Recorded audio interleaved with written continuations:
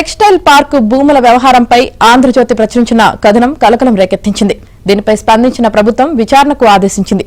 భూసేకరణ ఎలా చేశారు, ఎంత భూమిని సేకరించారు, భూసేకరణ చేసే సమయంలో నిబంధనలు ఏం పెట్టారు, కేంద్ర రాష్ట్ర ప్రభుత్వాలు ఎంత నిధులు ఇచ్చాయి, ఎన్ని నిధులు దుర్వినియోగమయ్యాయి, కేంద్రం ఆదేశించిన తర్వాత ఎంత భూమిని ధరణిలో నిషేధిత జాబితాలో పెట్టారు, ప్రస్తుతం ఆ జాబితాలో లేని భూమి ఎంత వంటి వివరాలతో నివేదిక పంపాలని ప్రభుత్వం ఆదేశించింది.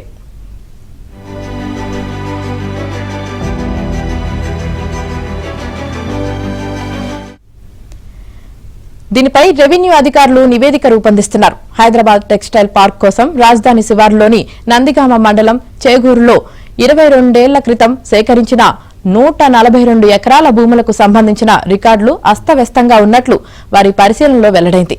ధరణికి ముందు తర్వాత నిషేధిత జాబితాలో పెట్టిన భూముల వివరాల మధ్య కూడా వ్యత్యాసాన్ని అధికారులు గుర్తించినట్లు తెలిసింది.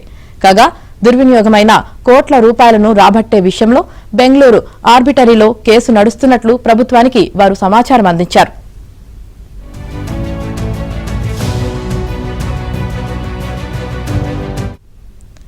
టెక్స్టైల్ పార్క్ కోసం తమ వద్ద సేకరించిన వ్యవసాయ భూములను తమకు అప్పగించాలని లేదా టెక్స్టైల్ పార్కు అయినా నిర్మించి ఉద్యోగ అవకాశాలు కల్పించాలని రైతులు డిమాండ్ చేస్తున్నారు.